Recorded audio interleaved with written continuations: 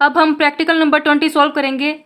Practical number 20 है हमारा, on July 1, 2005 Pushpak limited purchase a machinery for ₹5,70,000।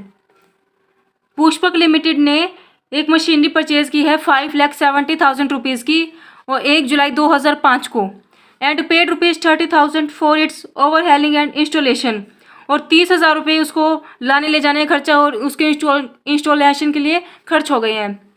आगे है depreciation is provided at the rate 20% on original cost method, और depreciation rate है 20% और मेथड है original cost method, and the books are closed on 31 March every year. हमारा financial year हो जाएगा 1 अप्रैल से 31 मार्च तक का।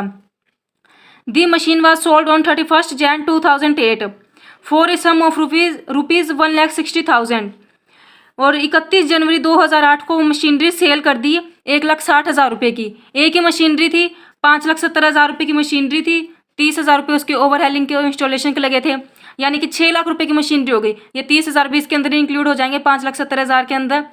वो मशीनरी 31 जनवरी 2008 को सेल कर दी 1,60,000 रुपये की। आगे है you are required to show the machine account and provision for depreciation account. अब हमें मशीन अकाउंट के साथ साथ प्रोविजन फॉर डेप्रिसिएशन अकाउंट भी बनाना है फॉर 3 ईयर्स, 3 सालों का बनाना है। इसके अंदर हम क्या करेंगे, मशीन अकाउंट तो बना देंगे, अब जो मशीनरी अकाउंट बनाएंगे उसके अंदर हम डेप्रिसिएशन नहीं दिखाएंगे। उसके लिए हम अलग से अकाउंट बना रहे हैं, provision for depreciation account. Provision for depreciation account के अंदर ही डेप्रिसिएशन दिखाया जाएगा। मशीनरी अकाउंट के अंदर सिर्फ मशीनरी की वैल्यू दिखाई जाएगी और जो सेल की जा रही है वो बताया जाएगा। चलिए अब हम सम सॉल्व करते हैं।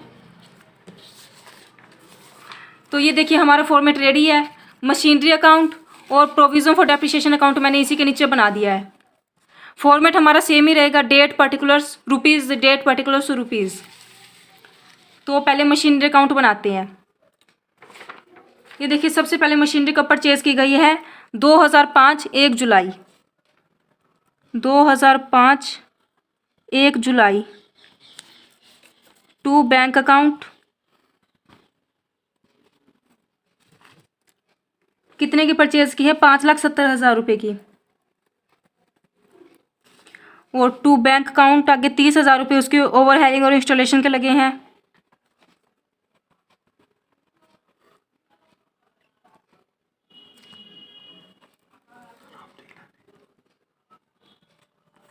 ओवरहेडिंग और इंस्टॉलेशन के लगे हैं 30,000 रुपये। अब इसके ऊपर डेप्रिसिएशन लगा देंगे। 31 मार्च तक का लगाना है, तो 2006 31 मार्च। डेप्रिसिएशन सॉरी इसके अंदर डेप्रिसिएशन नहीं लगेगा, इसके अंदर हम सीधा बैलेंस दिखाएंगे, बाय बैलेंस कैरिड डाउन। कितने हो गए ये, 6 लाख रुपए हो जाते हैं, तो 6 लाख यहाँ पर लिख देंगे। प्रोविजन फॉर डेप्रिसिएशन के अंदर दिखाया जाएगा कि डेप्रिसिएशन कितना चार्ज हुआ है, तो ये हो जाते हैं 6 लाख। अब बैलेंस इक्वल कर देते हैं, यहाँ पर कर देंगे 6 लाख, यहाँ पर बैलेंस इक्वल करके 6 लाख दिखा देते हैं। अब इसी बैलेंस को हम यहाँ ले आएंगे, डेबिट साइड में ले आएंगे इसी बैलेंस को। 2006 1 अप्रैल, 2006 1 अप्रैल को टू बैलेंस ब्रोड डाउन कितने का है, 6 लाख का है। जब तक मशीनरी सेल नहीं कर देते तब तक ये बैलेंस ऐसे ही चलता रहेगा, 6 लाख रुपए का। अब 2007 31 March, by balance carry down कितने का है, 6 लाख का है, 6 लाख। अब ये दोबारा से बैलेंस को नीचे ले आएंगे। 2007 1 April to balance brought down, 6 lakh का बैलेंस नीचे आ गया। अब ये देखिए यहाँ पर क्या बोल रहा है कि 31 जनवरी 2008 को मशीनरी सेल कर दी 1,60,000 रुपये की। तो अब मशीनरी सेल की दिखा देंगे 2008, 31 मार्च से पहले आ जाता है 1 जनवरी, तो 31 जनवरी। बाय बैंक अकाउंट के नाम से एंट्री होती है सेल की, बाय बैंक अकाउंट कितने की सेल की है, 1,60,000 रुपये की सेल की है। अब इसके बाद हम क्या दिखाते हैं, जितना डेप्रिसिएशन लगा होता है जब मशीनरी सेल करते हैं तब तक का जितना डेप्रिसिएशन होता है वो देखते हैं। बाय डेप्रिसिएशन अकाउंट, इसके लिए हमें पहले प्रोविजन फॉर डेप्रिसिएशन अकाउंट बनाना पड़ेगा, तो वो बनाते हैं, तभी हमें पता लगेगा कि डेप्रिसिएशन कितना चार्ज हुआ है। तो प्रोविजन फॉर डेप्रिसिएशन अकाउंट के अंदर पहले डेप्रिसिएशन शो करेंगे। हमारा जो ईयर था, देखिए यहाँ पे 2006 31 मार्च को डेप्रिसिएशन लगाया जाना था 2005 ईयर का, तो यहाँ पर हम 2006 का डेप्रिसिएशन शो करेंगे। 2006 31 मार्च बाय डेप्रिसिएशन अकाउंट कितना डेप्रिसिएशन होता है ये कैलकुलेट कर लेते हैं हम। तो ये देखिए 6 लाख रुपए की तो वैल्यू थी, 6 लाख की तो मशीनरी की वैल्यू थी। 6 लाख के ऊपर कितना डेप्रिसिएशन रेट है, 20% डेप्रिसिएशन बोला गया है। ये देखिए यहाँ पर 20% डेप्रिसिएशन बोला गया है, तो 6 लाख का 20% निकालेंगे और उसके बाद जुलाई से 1 जुलाई को मशीनरी परचेज की गई है, तो जुलाई से मार्च तक का डेप्रिसिएशन चार्ज किया जाएगा। जुलाई से मार्च तक के मंथ देख लेते कितने होते हैं। जुलाई, अगस्त, सितंबर, अक्टूबर, नवंबर, दिसंबर, जनवरी, फरवरी, मार्च, 9 महीने हो जाते हैं। तो क्या करेंगे, 6 लाख का 20% निकालेंगे पहले, फिर उसके ऊपर 9 महीनों का डेप्रिसिएशन चार्ज किया जाएगा। तो कितना हो जाता है, ये निकाल लेते हैं। 20% ऑन 6 लाख फॉर 9 मंथ्स,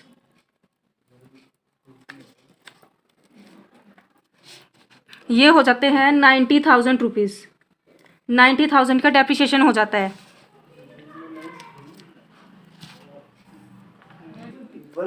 तो ये 90,000 का डेप्रिसिएशन हो जाता है। और इस साइड इस बैलेंस को हम इस साइड ले आएंगे। 2006 31 March two balance carry down कितने का है, 90,000 का डेप्रिसिएशन चार्ज हुआ है, तो ये हो जाता है यहाँ पर बैलेंस इक्वल। अब आगे देखिए, इस बैलेंस को हम यहाँ पर ले आएंगे। 2006 1 अप्रैल को बैलेंस नीचे आएगा। बाय बैलेंस ब्रोड डाउन कितने का है, 90,000 रुपीज़ का है, 90,000। उसके बाद जो नेक्स्ट ईयर का डेप्रिसिएशन लगेगा 2007 का, 2006 का लगा चुके हैं 9 मंथ्स का। अब 2007 में फुल ईयर का डेप्रिसिएशन लगेगा। 2007 31 मार्च बाय डेप्रिसिएशन अकाउंट, इसमें पूरे साल का डेप्रिसिएशन लगाया जाएगा 6 लाख के ऊपर, क्योंकि हमें बोला गया है ओरिजिनल कॉस्ट मेथड है। ओरिजिनल कॉस्ट में जो हमारी मशीनरी की वैल्यू होती है, ओरिजिनल वैल्यू होती है, उसी के ऊपर डेप्रिसिएशन चार्ज किया जाता है। तो 6 लाख रुपए की वैल्यू है मशीनरी की, वो पूरे साल का डेप्रिसिएशन चार्ज करना है। 6 लाख का 20% कर देंगे, कितना होगा, 1,20,000 हो जाएगा। 1,20,000 हो गया। इन दोनों का टोटल कर देते हैं, ये हो जाता है 2,10,000। अब इस बैलेंस को हम इस तरफ ले आएंगे। 2007 31 March by to balance carry down कितने का है, 2,10,000 का है।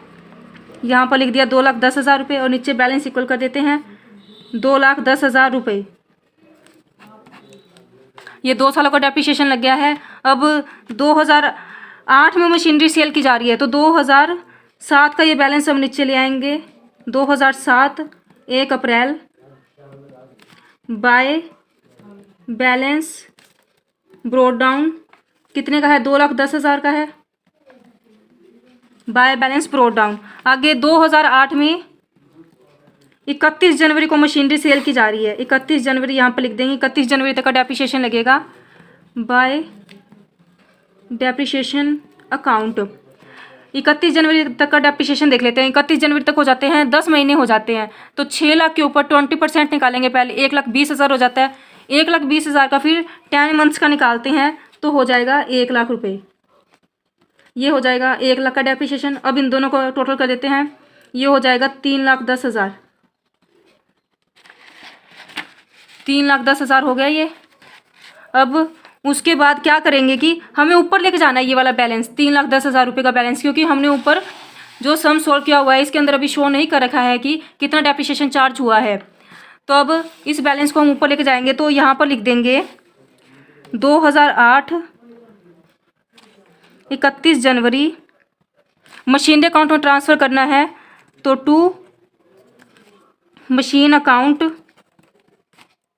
कितना, ट्रांसफ़र टू, नीचे लिख देते हैं ट्रांसफ़र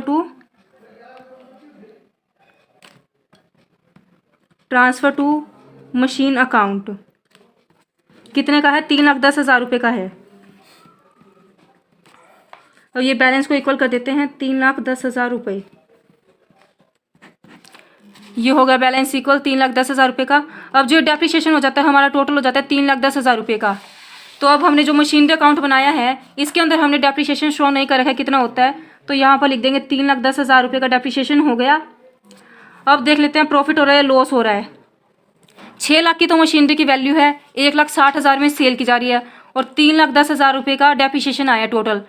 तो अब देख लीजिए साफ साफ लॉस हो रहा है, तो by profit and loss account loss हो रहा है। कितने का लॉस हो रहा है, ये हो जाएगा 1,30,000 रुपये का लॉस। ये हो गया बैलेंस इक्वल 6 लाख रुपये। 6 लाख रुपये यहाँ पर लिख देंगे 6 लाख, यहाँ पर भी बैलेंस इक्वल हो गया। तो ये हो गया हमारा सम सॉल्व।